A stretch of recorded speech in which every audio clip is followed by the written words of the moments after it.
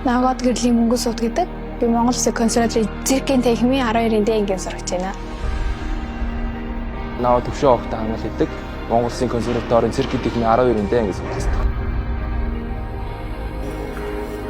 Зурч мөртөөр одоо ТV шоу дээр одоо циркийн талаар ингээд шидэг үзүүлбэрүүд аягүй гардаг гэсэн. Тэгээд тэрийг үзэж аваад хоо ямар гоё юм бэ гэж бодоод тэгээд ер нь бол их төсөөлтөд дурлаад тэгээд циркийн одоо шалгуулж явж байгаа гэдгийг сонсоод ээжтэйгээ шалгуулж орж ичсэн.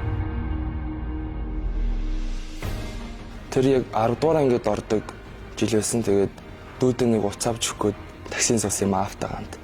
Тэгээд таксины шалгаж ханаад чи ингээд циркийн сургуульд орж үзэхүү би чамд ингээд санал тавьж байна. Чи ингээд манай бэлтгэлийг ирээд үзээ гэд. Тэгээ очиод үзсэн надад таалагдсан үнээр гайхамшигтай байсан. Тэгээд тэр маа дээдлийн төгсөлтэй ах нар өс. Тэгээд циркийн сургуульд ингээд өөрчлөө өгөөд яг өөрөө хөсөлтөөр орс. Тэгээд хожим наа циркийн сургуульд орох гэж санал тавьсан маань циркийн сургуулийн багш Анхбаатар гэж өгсөн байсан.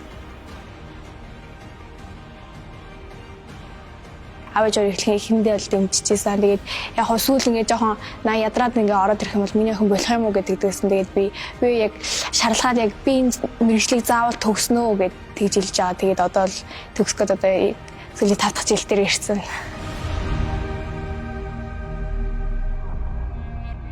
Би циркийн сургуульд орсноор итгэл сэтгэл хайргуйг бол олж авсан. Итгэл гэдэг нь би биндээ итгэж байгаа. Дээрээс нэсээ бууж ирэхэд намайг авандаа гэсэн тийм итгэлтэйгээр тийш орж ирж байгаа болохоор итгэл гэдэг нь тийм утгатай.